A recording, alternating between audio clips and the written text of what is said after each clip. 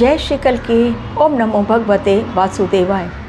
14 नवंबर को रिज़ल्ट आया बिहार इलेक्शन का, लेकिन 5 नवंबर को ही मैंने अपने इस चैनल पर वीडियो पोस्ट किया था बिहार में किसकी जीत तय। यानी 9 दिनों पहले ही मेरी प्रेडिक्शन आ गई थी मेरे चैनल पर, जो आप लोगों तक पहुंच गई थी। भविष्यवाणी सत्य हुई। भगवान कल्कि की कृपा, महाकाल की कृपा, महाशक्ति की कृपा से जो मैंने भविष्यवाणी की वो जब सत्य हो गई तब आप लोगों के सामने आना ज़रूरी होता है और उस टॉपिक पर वीडियो देना भी ज़रूरी होता है, क्योंकि इतनी मेहनत के पश्चात यदि कोई प्रेडिक्शन सही होती है तो खुद को भी अच्छा लगता है। और ये परिणाम, सुखद परिणाम एनडीए की बम्पर जीत के 14 नवंबर को इसलिए आए क्योंकि इसके पीछे कहीं ना कहीं मेहनत एनडीए की दिखी। सबसे ज़्यादा मेहनत मोदी ने, उनका जो नमो ऐप है उसके ज़रिए बहुत कार्यकर्ताओं तक पहुंचने की कोशिश की, बहुत लोगों से बातें की और उनका प्रयास जो दिन रात वो करते रहे जनता के बीच में जाकर अपनी बातें करने का, उनकी ये रणनीति कहीं ना कहीं काम आ गई। एवं जस्ट इलेक्शन के पहले लेडीज़ के खाते में पैसे भी गए, वो भी एक बड़ा फैक्टर। किसी भी युद्ध को जीतने के लिए रणनीति तैयार करनी पड़ती है। तेजस्वी यादव बहुत दम भर रहे थे, यंगस्टर हैं, युवा नेता हैं, सोचा था कि वो ही इस बार आएंगे, लेकिन कुंडली का क्या करें और ग्रहों का क्या करें। न ग्रह हमारे कंट्रोल में, न हमारी कुंडली हमारे द्वारा बनाई जाती है। जन्म लेते समय भगवान ही सब कुछ तय करके जब भेज देते हैं और अल्टीमेट पावर जब भगवान कल्कि के हाथ में है तो डेफिनेटली चीज़ें उनके अकॉर्डिंग ही चलेगी। इसलिए इस बार जो जीत हासिल हुई बिहार में, अब बिहार की जनता भी देखेगी कि वास्तव में जिन शर्तों पर जीत दी गई है वो शर्त पूरे होते हैं कि नहीं। डेफिनेटली ये एक हॉट सीट जिस पर अब बिहार सरकार बैठने जा रही है, क्योंकि ये समय जनता जागरूक हो चुकी है। और ये समय इसलिए भी है खास क्योंकि जब जब हमेशा से ही मैं देखती चली आ रही हूँ मोदी पर पर्सनल अटैक उनकी जीत का कारण बन जाता है। ये कैसे होता है ये तो ऊपर वाला ही जाने, लेकिन जब जब उन पर पर्सनल अटैक हुए तब तब उनकी जीत हुई। और ये क्या ऊपर वाला ही करवाता है, जानबूझकर उन पर प्रहार, ये तो भगवान की लीला भगवान ही जानते हैं। लेकिन यहाँ पर यदि कार्यकर्ताओं के बीच न जाकर विदेशों में जाकर बैठा जाए, अपनी बात कहने के लिए दूसरों पर आरोप मढ़ा जाए तो फिर इसे क्या कहेंगे। कर्नाटक में किसकी सरकार है एट प्रेजेंट? अगर इन्होंने कहा कि वोट चोरी, क्योंकि जीत जैसे ही होती है एनडीए की या बीजेपी की, तुरंत कांग्रेस हावी हो जाती है कि वोट चोरी किया है।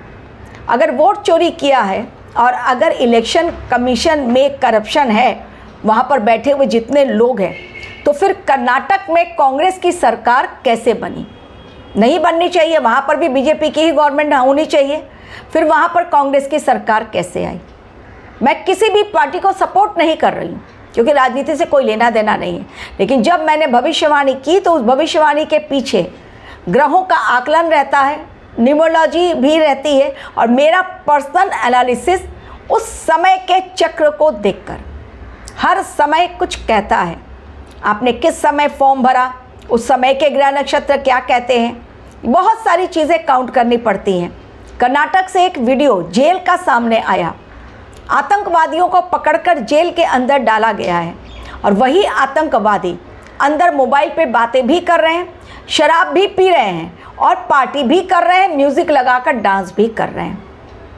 क्या राहुल गांधी या प्रियंका गांधी या कांग्रेस पवन खेड़ा जो है बात बात पर आरोप लगाते हैं, क्यों नहीं कांग्रेस के लीडर जाकर उन्होंने जांच पड़ताल की कि मोबाइल कैसे आया? यहाँ पर सरकार आतंकवादियों को पकड़कर अंदर डाल रही है और दूसरी तरफ ज़मानत मिल जाती है, कारण हमारे देश की कानून व्यवस्था जो ब्रिटिश के ज़माने से चलती चली आ रही है उसमें कोई बदलाव नहीं। और इसलिए एक तरफ आतंकवादी पकड़े जाते हैं और दूसरी तरफ वो छूट जाते हैं या जेल के अंदर ही बैठकर शराब भी पी रहे हैं, पार्टी भी मना रहे हैं, मोबाइल में बातें भी कर रहे हैं, नॉनवेज भी खा रहे हैं, सब तरह से उनको आराम ही आराम। तो जेल जाने का मतलब क्या हुआ? अब ये तो हो गई एक बात कि चलो भविष्यवाणी में सत्य हो गई, बिहार में जीत भी हो गई। नीतीश कुमार के ऊपर उनके एज को लेकर बहुत बड़ी बात कही गई। जितना इंसान की एज होती जाती है, सीनियर सिटीज़न के पास जो अनुभव होता है वो आज के यंगस्टर नहीं समझ पाते हैं। आज के यंगस्टर सोचते हैं, युवा नेता, कि जो हमारे पास अनुभव है वो सीनियर्स के पास नहीं है, जबकि ये बातें गलत हैं। अगर एज फैक्टर को देखते हुए कभी वो कुछ भूल जाते हैं तो इसका मतलब ये नहीं कि वो उनको नकार दिया जाए। अब पब्लिक ने चूँकि वोट दिया है, कुछ सोच कर दिया होगा, तो जनता सिर आंखों पर। तो प्रचंड जीत के साथ बिहार में एक बार फिर एनडीए की सरकार बनने जा रही है। ये बात कहते हुए साथ ही मैं ये भी कहना चाहूँगी कि भले ही रणनीति के तहत एक जीत तो हासिल कर ली बिहार में, अभी बहुत सारी जगहों पर, महाराष्ट्र है, पश्चिम बंगाल है, विधानसभा चुनाव होने वाले हैं, वो बाद में। लेकिन अभी जो सबसे बड़ा खतरा हमारे देश पर मंडरा रहा है, आतंकवादियों का, जो अब भी छिपे बैठे हैं आतंकवादी। अब यही जो मैंने रणनीति की बात की, यही रणनीति हमारी सरकार, हमारा देश तैयार कर रहा है। किस प्रकार दुश्मनों को मुंह की खानी पड़े, क्योंकि इस बार दुश्मन अकेला नहीं है, उसके साथ टर्की भी है, चाइना भी है, अमेरिका भी है, मुस्लिम कंट्रीज़ भी हैं। बहुत सारे देश पाकिस्तान को सपोर्ट करने वाले हैं। भारतवर्ष के साथ गिने चुने देश रहेंगे, लेकिन भारतवर्ष खुद ही अपने आप में इतना सक्षम हो जाना चाहता है कि दुश्मन को वो धूल चटा सके। इसलिए इस बार 10 नवंबर तक का ही डेट दिया गया था बॉर्डर पर कि प्रैक्टिस, वॉर प्रैक्टिस खत्म कर दी जाएगी, जो 30 अक्टूबर से स्टार्ट हुई। लेकिन अब भी यदि वहाँ पर वॉर प्रैक्टिस हो रही है, क्योंकि अभी भी त्रिशूल, वहाँ पर त्रिशूल की गर्जना सुनाई पड़ रही है, वहाँ पर नेवी, वहाँ पर एयरफोर्स और वहाँ पर हमारी आर्मी अभी भी अपना प्रदर्शन कर रही है, अपनी प्रैक्टिस कर रही है। तो ये एक बहुत बड़ा संकेत है आने वाले समय के लिए कि इस बार जो युद्ध होगा वो 2-4 दिनों का नहीं होगा, लेकिन 4-6 महीनों का भी नहीं होगा। तो रणनीति तैयार करने दीजिए हमारे देश की सरकार को। जो वो सोच रहे हैं, अगर वो कोई इलेक्शन जीत रहे हैं तो इसका मतलब उनकी रणनीति है बेहद खास, अपने देश से आतंकवाद को खत्म करने के लिए।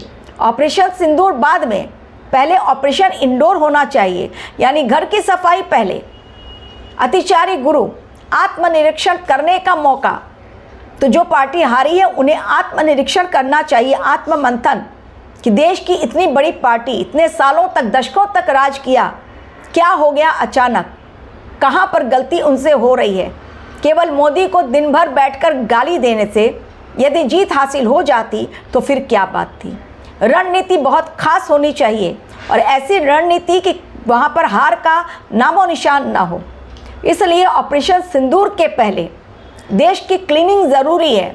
अभी भी कार जिसमें आतंकवादियों ने ब्लास्ट करने का प्रोग्राम बनाया था, कहाँ पर वो कार है? अभी भी 3 कारें तो बरामद हुई, चौथी कार कहाँ पर है? और इसके जैसी अनगिनत कार, क्योंकि 32 जगहों पर वो ब्लास्ट करने वाले थे। साथ ही जो यूनिवर्सिटी जिसकी सदस्यता रद्द कर दी गई, अल फलाह, उसके अंदर तो आतंक का बिल्कुल गोदाम भरा हुआ था, गोडाउन बन गया था वो आतंक का। वहाँ पढ़ाई कम, और कमरा नंबर 13 में जो रणनीति तैयार की गई देश को दहलाने की, अंक सोचिए 13, और बिल्डिंग नंबर 17, एक 13 राहु का, जो कि बिल्कुल ऊपर से सीधा नीचे पटकता है, भ्रमित कर देता है इंसान को, और दूसरा 17 यानी शनिदेव का नंबर। गलत करेंगे तो गलत भुगतना भी, उसका परिणाम भुगतना पड़ेगा, और भुगता भी। यूनिवर्सिटी की सदस्यता ही रद्द कर दी गई। तो चीज़ें इस समय ग्रहों के, जिनमें शनिदेव, गुरुदेव, मंगल देव, राहु देव, केतु देव आपस में मिलकर बिल्कुल एक ऐसा समय कालखंड एक ऐसा लेकर आए हैं जिसमें ज़रा सी भी यदि अपने कर्तव्यों की कोताही की गई तो भयंकर परिणाम भुगतने पड़ेंगे। हमारे देश पर खतरा अभी भी टला नहीं है। बहुत सारे आतंकवादी अब भी हमारे देश में छिपे बैठे हैं, उनके पास हथियार भी है और 300 ग्राम विस्फोटक अभी भी है हमारे देश में कहीं पर छिपाया हुआ। जिन राज्यों की बात मैं कर रही हूँ तो पंजाब है, हरियाणा है, फरीदाबाद है, दिल्ली है, राजस्थान है, जम्मू कश्मीर है। अब कहाँ पर इन लोगों ने छिपा कर रखा है ये तो वही जाने, जब ये पकड़े जाएंगे तब, क्योंकि कई आतंकवादी फरार भी हो गए हैं तो कहाँ जाकर छिप गए। लगातार सर्च ऑपरेशन चल रहा है। इसलिए मैंने कहा कि देश पर खतरा अभी टला नहीं है। केवल एक जीत हासिल करने का अर्थ ये कदापि नहीं कि हमारे देश की जीत हो गई। हमारा देश तब जीतेगा जब हमारे यहाँ से अंदर की सफाई हो जाएगी। जो मिनी पाकिस्तान बन गया भारतवर्ष में वो खत्म होगा, आतंकवादी खत्म होंगे, आतंकवाद खत्म होगा, तब असल में वास्तव में हमारे देश की जीत होगी। Thank you very much for watching my video.